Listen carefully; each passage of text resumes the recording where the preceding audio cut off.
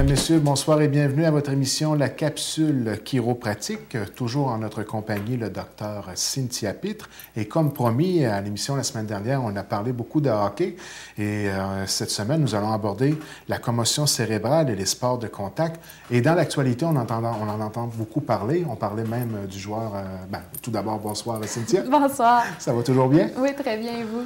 Extrêmement bien. Comme je disais en introduction, on parlait dans des émissions passées que, justement, au niveau de M. Crosby, là, ça pourrait même avoir des répercussions de hypothéquer sa carrière. Exactement. Donc, on sait que les cas de commotion cérébrale font vraiment de plus en plus la manchette. Sidney Crosby, c'est le meilleur exemple. On en entend parler. Il a fait un retour au jeu au début décembre. Là, on se retrouve juste avant les fêtes. Il y a eu un autre contact. Il se retrouve encore hors du jeu. Qu'est-ce qui va arriver? On ne sait pas. Donc, c'est vraiment... Il y a beau avoir le plus grand talent du monde. S'il y a un manque de concentration, des maux de tête, des étourdissements, puis plein de symptômes qui sont là, il ne peut pas jouer. Puis on dirait qu'après qu'il y a eu une commotion cérébrale, ils sont terriblement plus fragilisés à en faire d'autres. Hein? Oui, exactement. Okay. Et même, on parle beaucoup de Sidney Crosby, mais il y a eu d'autres joueurs, je ne me souviens plus exactement des noms. Je me demande s'il n'y a pas Jaromir Jagr qui était là-dedans, qui en ont fait des fois des 6 à 7 commotions cérébrales. Puis c'est justement pourquoi ces joueurs-là, à un moment donné, ils ont été obligés de prendre beaucoup de recul parce qu'ils n'étaient plus aussi performants. Là. Donc, mais c'est sûr que maintenant, si on revient plus dans notre sujet d'émission, il ne faut pas oublier que les experts estiment à 20 000 le nombre de joueurs de hockey canadiens de rang junior qui subiront eux aussi une commotion cérébrale. Donc, c'est quand même beaucoup. Puis d'autres statistiques éloquentes nous indiquent que 5 à 10 des joueurs de soccer, puis de 15 à 20 des joueurs de football en sont aussi victimes. Donc, on voit que c'est vraiment une problématique qui est très, très, très présente au niveau des sports de contact. Donc, vraiment, la prudence là, est de mise. Et en ce qui concerne la commotion cérébrale en tant que telle, peut-être nous donner un peu de détails sur ce en quoi ça consiste. Oui, exactement. Donc, la commotion cérébrale, tant au hockey que dans d'autres sports de contact, ce n'est pas un fait nouveau. C'est surtout au niveau de nos connaissances qu'il y a eu un gros accroissement sur les causes et les risques de ce phénomène-là. Puis ça s'est beaucoup, beaucoup amélioré. Donc maintenant, on est plus apte à la diagnostiquer si on veut. Donc dans le passé, probablement qu'il y en avait beaucoup, mais on n'était pas aussi... Exactement, on s'en occupait plus ou moins. Ça passait pour des maux de tête ou des choses comme ça. Donc c'est sûr qu'auparavant, un joueur qui subissait une commotion gardait l'information pour lui ou encore était encouragé à retourner au jeu sans aucune forme de soin particulier. C'était vraiment banalisé, là. Il y a encore, même on recule pas si loin que ça, là, ça fait pas si longtemps que ça qu'on en entend beaucoup parler. Donc, autrement dit, une commotion cérébrale, c'est la conséquence d'un choc à la tête qui entraîne un mouvement du cerveau dans le crâne. Donc, on sait qu'on a notre boîte crânienne, à l'intérieur, on a le crâne, puis c'est comme si le crâne était une balle de tennis, si on veut. Puis quand on fait une commotion cérébrale, bien, qu'est-ce qu'elle fait, la balle de tennis? C'est qu'elle va se cogner sur les... Mettons, elle serait enfermée dans une pièce, 4 murs fermés. C'est comme si elle allait se cogner sur les murs. Donc, le cerveau, c'est quand même un organe très, très important. Donc, il n'aime pas très, très ça. Donc, à ce moment-là, c'est comme je disais, le cerveau vient percuter les os du crâne, puis peut subir des dommages qui vont être proportionnels à la gravité du choc. Donc, c'est sûr que les cellules cérébrales demeurent vulnérables dans les minutes, voire même les semaines qui vont suivre l'impact. Donc, c'est pour ça qu'on ne privilégie pas un retour au jeu rapide, parce que même si c'est arrivé, mais comme le lundi, on se sent bien, mais le vendredi, on est encore vulnérable quand même. Donc, c'est pour ça qu'il faut quand même prendre un temps de repos. Les principaux symptômes de la commotion, on va parler de nausées, vomissements, des vertiges, de la confusion, de la fatigue, de la faiblesse, des maux de tête, puis de l'irritabilité, des scintillements lumineux au niveau de la vision, de la difficulté de concentration, une baisse, par exemple, au niveau des résultats scolaires, puis même de la dépression. Donc, il y a beaucoup de conséquences. Oui, exactement. Donc, c'est pour ça qu'il faut vraiment, mais vraiment être prudent. C'est un vrai casse-tête. Bien, c'est ça. Malgré tous les symptômes que je viens d'énumérer, ça se peut que ce soit quand même subtil ou que ça passe vraiment inaperçu qu'on a fait une commotion cérébrale. Comme par exemple, quelqu'un peut arriver, il va marcher le soir, il glisse sur la glace, il se cogne un petit peu la tête en tombant. Durant la soirée, petit maux de tête, petit vertige, le lendemain un petit peu fatigué. Puis après ça, ça va bien. Mais cette personne-là, il y a des chances que quand elle s'est frappée la tête sur la glace, elle a quand même fait une commotion cérébrale, mais elle s'en est comme jamais rendue compte. Si je me suis cogné la tête, c'est normal que j'ai mal à la tête, mais c'est peut-être relié plus à une commotion qu'autre chose. Notre côté humain est comme ça aussi. Hein? Ouais. On cherche toujours à banaliser ce qui nous arrive. C'est parce ça. qu'on toujours agréable d'aller faire un tour à l'hôpital non plus. Là. Surtout avec nos temps d'attente à l'urgence. Là, tu as le temps de te concentrer sur tes symptômes. C'est ça.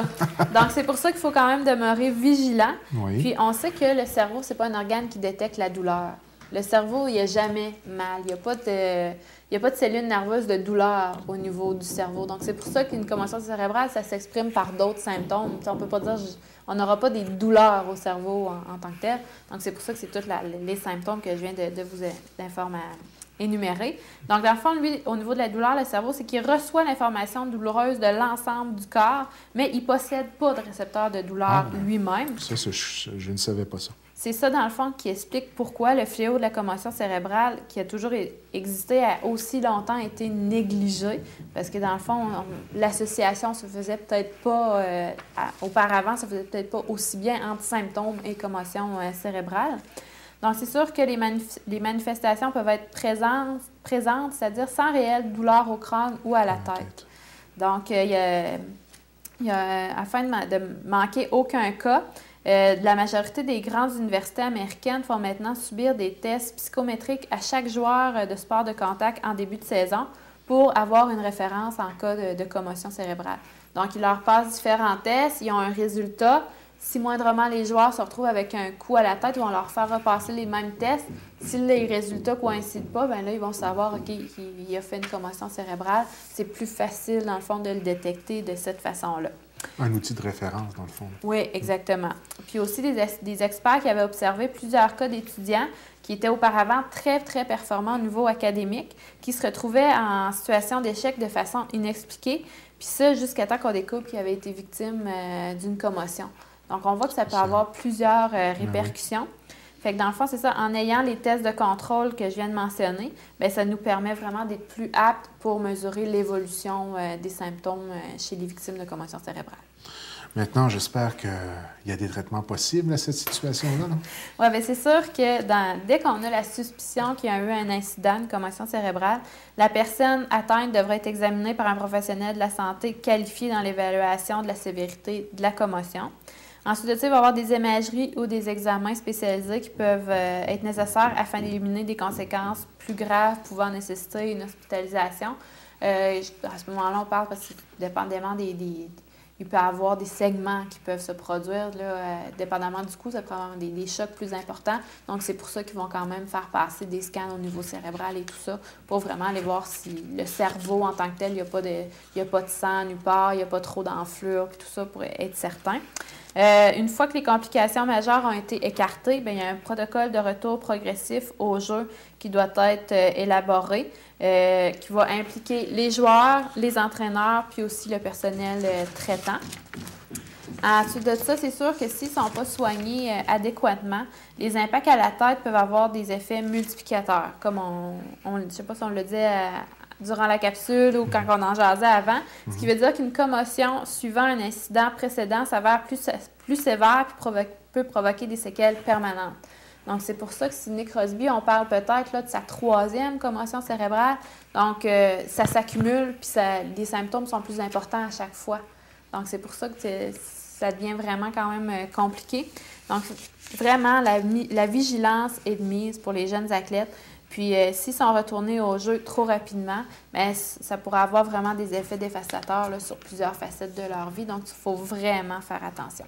Petite parenthèse, il va falloir vraiment faire quelque chose avec ça au niveau de la Ligue nationale parce qu'on est en train de tout perdre nos bons joueurs. Oui, c'est de plus en plus, il y a plus de rudesse, entre guillemets, si on veut. Là, c'est des coups, comme on le disait tout à l'heure, c'est le mot qu'on a dit tantôt. Puis que hypocrite, ouais. C'est ça. Donc, tu sais, c'est vraiment pas évident. Parce que quelque part, là, ce qu'on s'aperçoit aussi, c'est qu'au niveau médical, c'est pris au sérieux, tant au niveau du médecin que du joueur. Donc, le joueur va préférer, plutôt que d'hypothéquer tout son avenir et ses qualités de vie dans le futur, prendre sa retraite à 25-30 ans. C'est pas drôle. C'est Non. pas drôle pour le sport, puis c'est pas drôle pour l'athlète non plus. Exactement. Parce que Il va falloir, souvent, c'est des...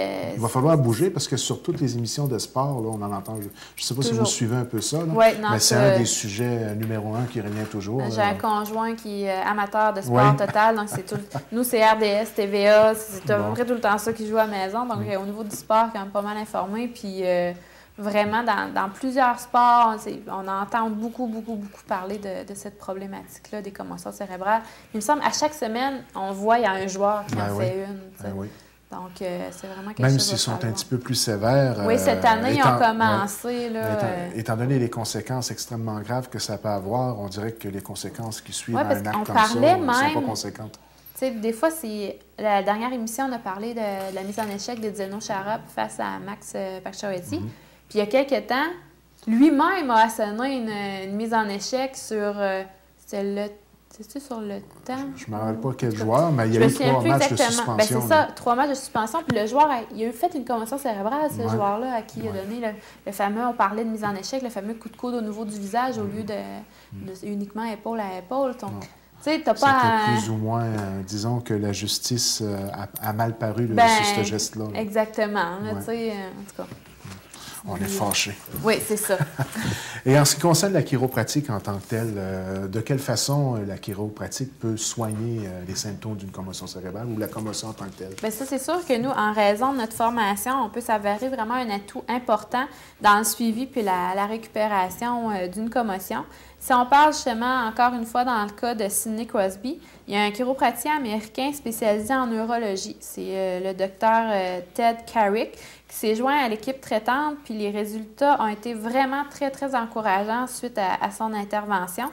L'évaluation complète du système neuromusculo-squelettique et les traitements appropriés effectués par un chiropraticien peuvent s'avérer très utiles pour permettre à l'athlète de retourner au jeu sans compromettre sa santé, mais c'est vraiment de rester très vigilant. C'est vraiment ça. On dit de rester vigilant dans la vie de tous les jours. Imaginons être sur une patinoire avec plusieurs joueurs professionnels. Tu as affaire à avoir les yeux tout le tour de la tête. Oui, exactement. C'est un sport qui est quand même assez rude, merci. Donc, ça va conclure pour cette semaine. Comme à l'habitude, on rappelle les coordonnées. Donc, moi, je suis située au 497, bureau 201, rue Hôtel de Ville à Chenler. Et vous pouvez me contacter au 418-689-2447.